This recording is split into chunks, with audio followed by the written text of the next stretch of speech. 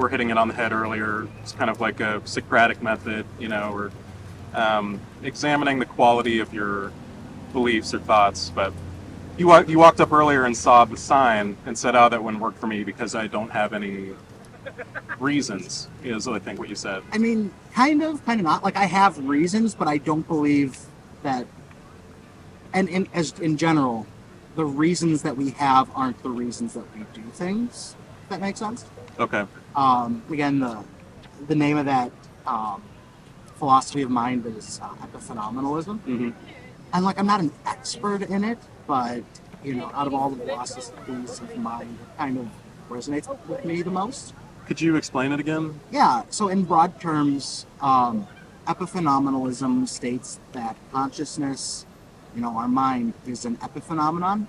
It doesn't occur as the primary force in our actions. It has no of what's called causal efficacy. What doesn't occur as the primary force in our actions?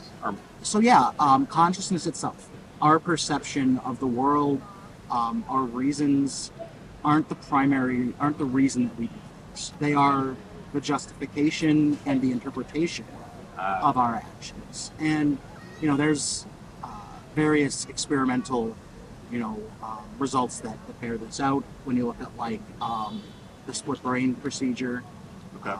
When you look at the fact that for 80% of our actions, our motor neurons fire before our prefrontal cortex. The fact that you can you can, what's the word I'm looking for? Influence someone to make a certain decision. Okay.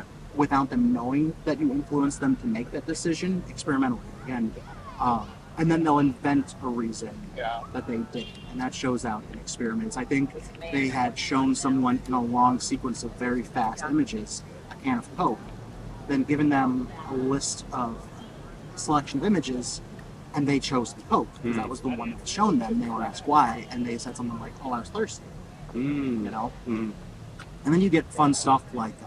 And that seems to, I'm trying to understand it. Yeah. That seems to bear out this idea that consciousness only serves to sort of provide a post justification for an event rather than a driving force for. Yeah, or rather it is. And one more question. Do you think it would have been impossible for him to have picked the Coke because he was thirsty? No, I don't think it's impossible. Okay. Just only one. Y'all good for now. Just only one. It's the one camera. Yeah. Yeah. Okay. What's that? That ain't his camera? Oh, you need one camera. Yeah, basically. Okay. All right. Yeah. All right. As soon as we wrap this one up, we'll go down. Only because you said you're supposed to have a permit, but you say you're gonna let it slide because only for one camera. The little Nokia, the Canon. Let it rip. The little standard little camera. All right. So that's like one. a what? A GoPro or? Yeah, it's a GoPro. Yeah, it's a GoPro. Yeah. That's all. You gotta have a permit for that. So you're gonna let it slide. Just only one though. Where do I get a permit? From the Welcome Center, the black building right here. Okay. Do they issue on the same day? Pretty sure, yeah. Okay. Cool. We'll check that out. Then it's whatever you can. Sure. Okay. Thanks, appreciate man. it. All right. Cool. No problem. Thanks so much. All right. So it's not entirely removed from neural activity. It's a byproduct of. And there are different interpretations that get into theories, like I had mentioned, where it's separate from, as far as you can make your own interpretations, and then there are versions where those interpretations are necessarily from the mental activity, and that is, as I think you said, illusion. Okay. So you said I'm just like a genuine trying to understand the position. So you said it's not necessarily totally removed from neural activity. Yeah. By its, are you referring to consciousness? Consciousness. Okay. It arises from. I think the difference is whether you're a property dualist. God, it's been so long since I studied this. A property dualist says that the mind and brain the mind is rooted in the brain but has different properties. God, it's been so long. And the substance dualist says the mind is removed from the brain Mm. and has, they're different substances, whereas the property dualist says they're in the same, they're the same thing but have different properties. So, I Property think, dualist says that the that the mind is like arises from neural activity in the brain, but has but the Different mind has properties. different properties from the brain. right. For example, if someone was really mad at me and had a hammer, they could touch my brain. Yeah. Know, they can't touch Your my mind. concept of happiness Okay. or my concept of what a tree is. Right? They can never touch that. But they can touch the gray matter in the skull. Yeah. A substance dualist says that not only are the properties different, but they're rooted separately. They have like a different cause. Okay. And that's going to come down, like a lot of people who believe in souls or Right. spirits. That's, Yeah. that's a very common interpretation of. That's what I think of when I think of substance dualism. I dualism. think. Okay. Recently, there's been a theory called orchestrated objective reduction, which kind of states that we have a quantum source of consciousness. Yeah. And that's interesting. There's a little bit of experimental data. Basically, what they found is that within our neurons, the same measurements that we take when we notice wave function collapsing Mhm. in experiments Yeah. occurs within our brain without any direct measurement. So that's happening without being directly measured, just observing the environment around it. We don't know what particle is. We don't know what exactly is happening in there. We just know that there's a collapse. Okay. And these basically vacuum sealed. I'm not a neurologist. I Yeah, can't that- get into the super specifics. of that. That's getting quite beyond me, but I guess I'm curious. Are quantum events somehow free of causation? Yes and no. So I mean, the one of the big problems with the problem of consciousness is the law of downwards causation. Everything in nature has to have a preceding cause in nature. Yeah. Any physical event has to have a physical cause preceding it, but quantum events are, by Uncaused? definition, uncaused. I think is Okay. how it's phrased. And while a rock rolling down a hill is going to follow deterministic laws, it's going to follow the laws of physics, momentum, and I'm not a physicist either. Yeah. But it's going to follow those laws. Quantum events are probabilistic, which means that before you measure, you can't know exactly where it is, and it doesn't exist in a certain location. Once it's measured, that wave function collapses. The idea then is that somehow the indeterministic nature of quantum events happening in our brain grants us the nature of sorry, I didn't sleep last night. I'm a little tired. Grants us, a non-deterministic nature, Sure. which means that our brain, which is governed by the laws of physics, it's electricity and chemicals flowing in these patterns. It would give a physical cause that is uncaused by physical action. And then you get into theories like that are fun. You get into God, I don't have any words today. This is like one of my favorite things. See, from my viewpoint, you have so many, almost too many. Like I'm. Sorry. No, you're good. I don't know if I qualify. I went to college for this, so I don't know if I qualify as, No, it's as a layman. epistemology. Yeah. Um, But before going down the quantum route too far, I want to just step back Yeah. and ask about. Well, I had a few questions. One of which was, in the epiphenomenalist sort of claim Yeah. that you're making, how confident would you say you are, like on a 0 to 100 kind of a scale? So, from a personal perspective, I was a problem child, Okay. and I would always get asked why I do the things that I do, and I'm like, I don't know.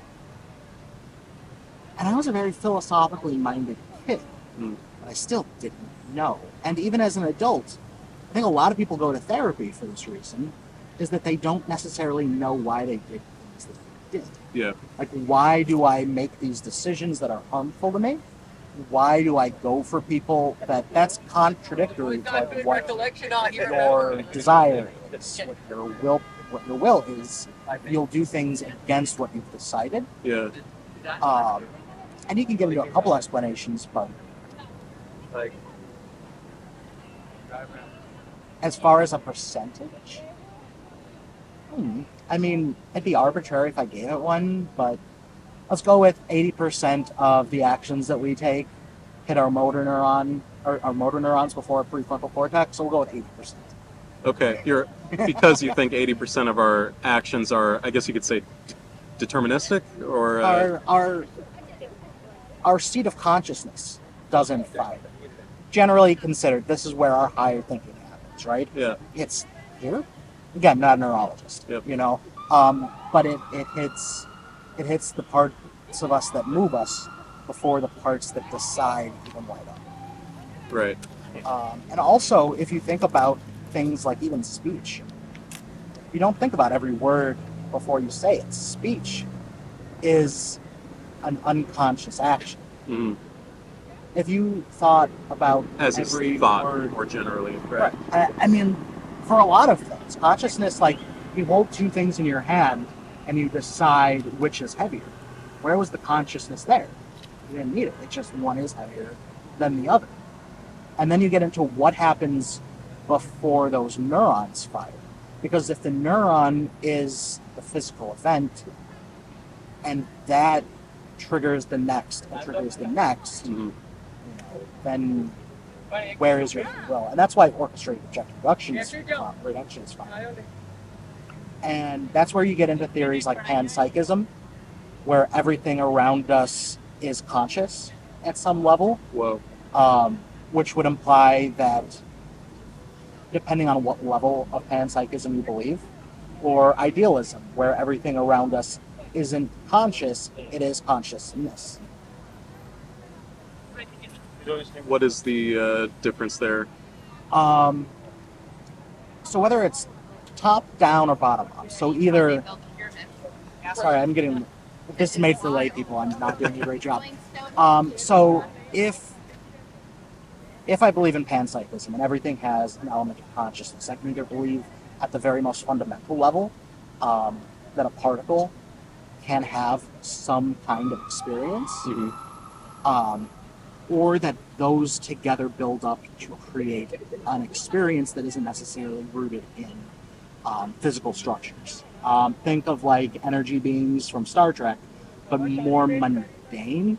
Like that tree, well, is a living thing, but has its own kind of experience. But at the same time, to a much reduced extent, this pavement experiences us. It is acted upon and therefore has an experience. This isn't my exact forte. Yeah. It's every individual item has the building blocks of consciousness and therefore has some level of consciousness that is probably never going to be fully understood by us. Maybe? I don't know. That's Wow. Panpsychism isn't that everything is conscious. It's that everything is consciousness. I thought you said that was idealism. Oh yeah, no, sorry. I mean, idealism. Good listener. Idealism is everything is an idea. It is everything is rather than being a physical thing with, what's the quote? It is much easier to explain matter in the context of mind than mind in the context of matter. Would it be opposite to materialism? Probably. It's very much the opposite to materialism. It is very much the opposite to something called eliminative materialism, Okay. which is the idea that minds just don't exist. All right. And that had a lot of influence with behaviorists, like the Because idealism is this idea that maybe the mind is the only thing that exists. Yes. Or like maybe my mind is the only thing that exists. And that gets into Rene Descartes' I think they're 4 a.m. and then Solipsism. David Chalmers' the idea of P-zombies, Okay. that other people, a philosophical zombie, is Right. someone can take all of the actions you expect a self-preserving human to take, and they smoke something and they act like they're under the influence of it, and they eat something and they're like, wow, this is delicious, and they continue to do the actions, but inside it's just like Nothing. Yeah. like And that can't be refuted, but also it's kind of like you can't really prove it either, so it's like, what are we?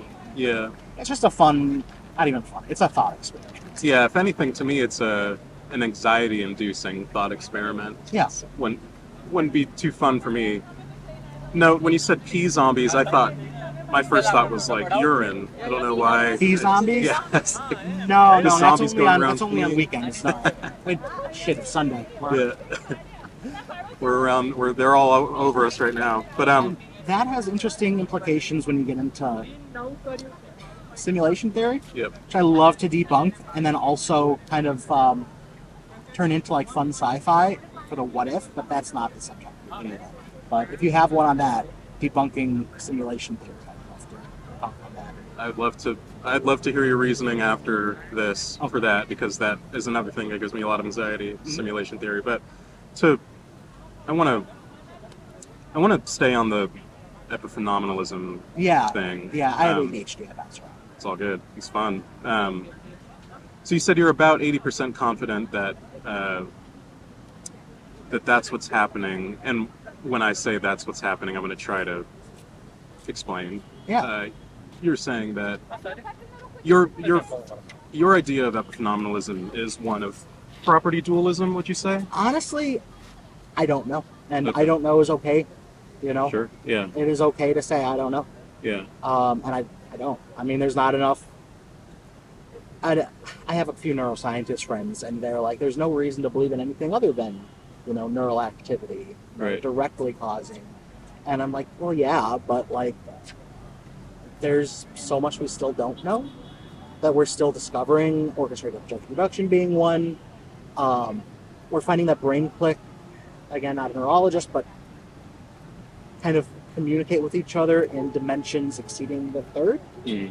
That the way, and I'm probably butchering this, the way they carry information can't be expressed linearly in 3 dimensions. But don't ask me to elaborate anymore, because that is above. I did metaphysics in college and that philosophy of science, but not that. Yeah.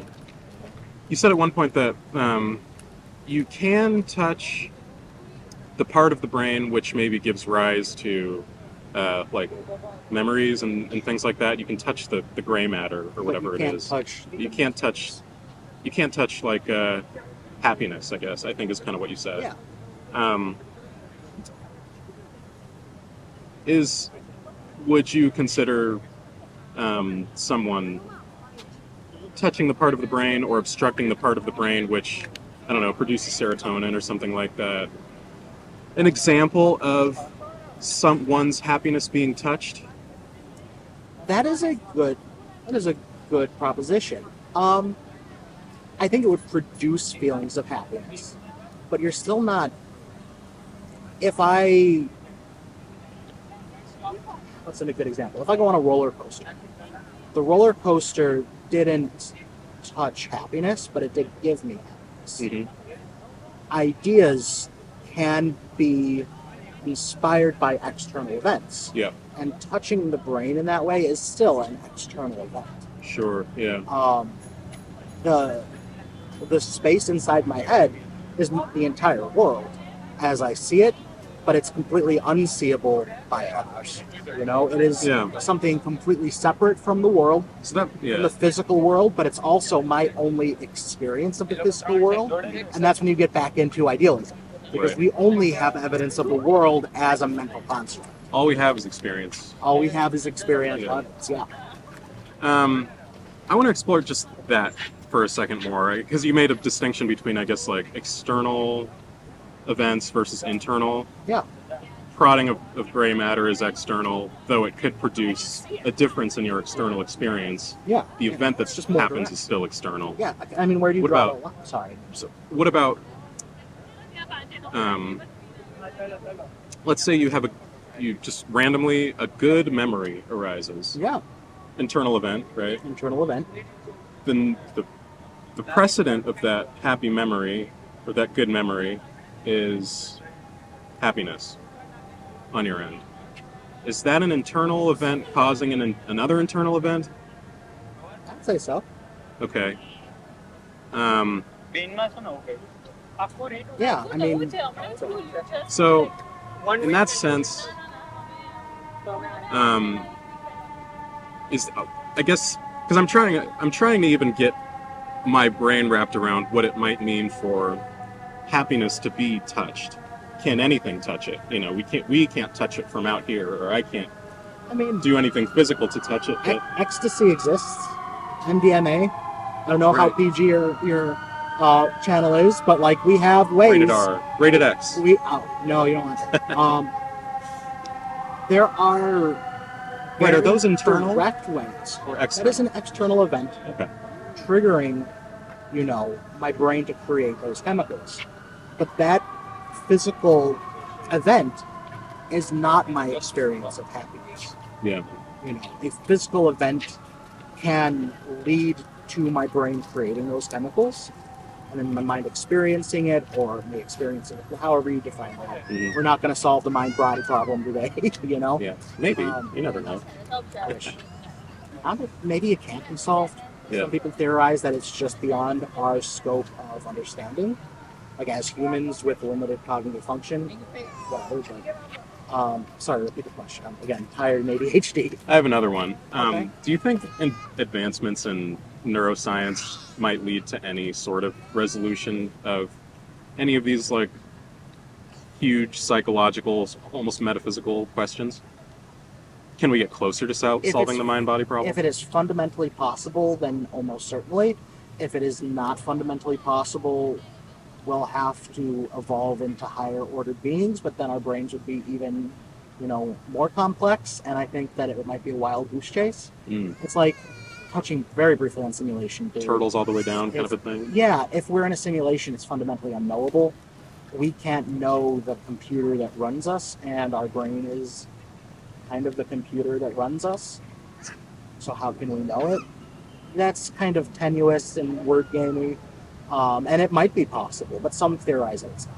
I think so. There are recent researches. There's recent research that shows that we can use AI to map the image that people have in their head. So like, you can show someone a picture of like a plane, tell them to imagine this plane, close their eyes so that they're not measuring, and then do an AI scan, and the scan can reproduce an image of a plane. Not that plane, necessarily. But we'll know that the brain is thinking about a plane. Which is kind of terrifying. Yeah. But even so, doesn't answer for a lot of what thinking and experiencing is. It can say that this fires when you think of this, but where is our seat? Where do we view this from? What is the world as we see it? How do we see it as we do? These are all bigger questions that we may get the answers to. And I think we're inching towards, but Perhaps inching forever towards. perhaps inching forever towards. Like, it's past, like, a lot of people consider it's called the hard problem of consciousness. Yep. Not because it's hard, but because it's impossible. If it is impossible for us with our minds to do it, if we create an AI that thinks millions of times faster than us, with millions of times more resources than us, then perhaps that will. Not an AI stan. I'm kind of ambivalent, like neutral on it. I think there's good actors in AI, but that might be Yeah. understand. Huh. Well, thank you so much, man, for Yeah. sitting down. I've got a couple more questions, if that's cool. Yeah. All right. So I'm gathering, and let me know if I'm wrong on this, but do you think that consciousness is sort of like irreducible to any physical understanding? If you ask a philosopher, they'll probably say yes.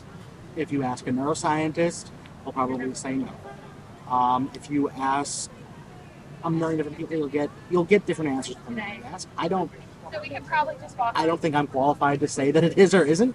Do you have an opinion either way? I don't think it's as hard as people think, but I think that some of the people that think that they've solved it don't think it's as hard as it is. I think that it's harder than neuroscientists think, but easier than philosophers think. If that makes sense? Okay. Because a lot of philosophers view it as this unsolvable thing that we can only think about, Yeah. only wonder about.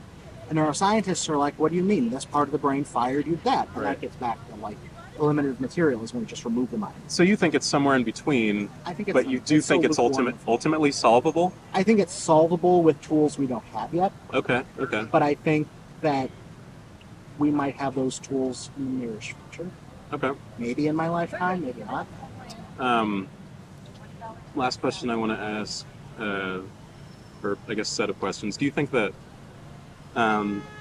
you have you said you have this 80%, and I know it's kind of weird to put a percentage value It's on. more arbitrary, but it Yeah. seems... On I guess the general epiphenomenalism claim. Is there anything that could make you more confident in it? In epiphenomenalism, Yeah, like any experience you could have or something you could read that would make you 100% confident in that, or even 99%. huh? Give me a sec.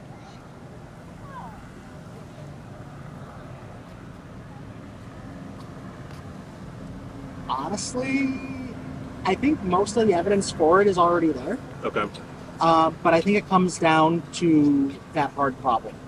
Sure. If it is going to be solved in that way, it's going to be with tools that we don't have in a way that I, as a non-scientist, and as a hobby philosopher, I'm not going to be the one to describe. Okay. So you're kind of I'm kind holding of out thinking, judgment for the future I when we think might that- have those tools. I think that it's possible with future tools to bring additional evidence, but there's a lot now. I mean, we didn't even get into like phantom hand syndrome or alien hand syndrome. Oh, haven't heard of that one. Oh, that's Oh, when you're you talking have about phantom limbs. No. Yeah, that's right. Alien hand syndrome is when you have a split brain procedure, corpus callosum. Whoa. I might mispronounce that. They basically split the hemispheres of your brain at the corpus callosum. And sometimes people have new personalities form on their non-dominant hand. They'll start getting dressed, and the other hand will start dressing them or undressing them in something else. They'll go to hug their spouse, and the other hand will put them They'll say what they want to do as a career, and then their other hand will spell out in Scrabble tiles something completely unrelated. Like related to that, like one person wanted to be a professional chef, but their hand spelled out race car driver. So there's still a dominant hand, I guess, or there's a There is. there's one conscious part of it that controls speech, and then the other one that just controls a hand. Yes and no. I mean, though both sides can work independently, but a lot of the time, the person in the seat still has that. Like, you can tell it to a person and they can say it, or you can show it to a person and they can write it, something like that. Okay. But they are still in that seat. Mm. In some cases, though, the hand acts entirely against any kind of determination or will or intention that they have. And the question is, where was that person before? Where can we interact with them? Did Are they take even some- still there? Yeah. And that's an interesting. It's actually a really important experiment. We do it to treat grand mal seizures. Because but it's a very important result for both psychology and for philosophy. But yeah, Last question. yeah. Similar to the one I just asked, is there anything? I'm assuming it's. Well, I won't assume. Is there anything that would lower your confidence in that claim? Bring you down to a 20%? Yeah. If we found solid proof that, there is a quantum cause of our neural activity, if somehow the particles moving around inside of I think it's the axon, inside the microtubules, if those somehow cause or preceded neural activity, that would at least remove the element of determinism from our mind and provide really a very strong sense of substance dualism, not in that it's separate physically from the brain, but because it follows an entirely different set of physical laws that. Would it follow then that our reasons are sort of a driving force for action, if that were true? If that were true, then potentially yes. Okay. That would lower and that would, again, that comes up with like panpsychism. Yeah. Like if our smallest possible components are actually our driving force, then we would say, are those components themselves conscious? Okay. And there's a couple experiments that kind of hint that may be so, but I'm not versed enough to really get into it. Do you feel like your reasons are driving forces? Like I know. Okay. No, I feel like and it's not depressing at all. If I'm watching a good movie, I can't change what the people in the movie are doing. Yeah. Or if I'm watching people at the park, I can't, unless I run up to them and start talking to them. I can't change what they're doing, but I like the people watch. Yeah. And I don't have to be in the driver's seat to still enjoy my thoughts, enjoy my interactions with others. And on a more, I guess, on a blander level, do you think that you even control your reaction to watching a good movie? That comes back to, substance versus property dualism, I think. If my brain enjoys it, if it produces serotonin in my brain, it causes my brain to produce serotonin, and I experience happiness, I don't know if it matters so much that where that happiness came from. Okay. If the happiness was nonetheless. Okay. It's philosophies of mine are all full of contradictions and all full of questions. We don't have big answers on them yet, and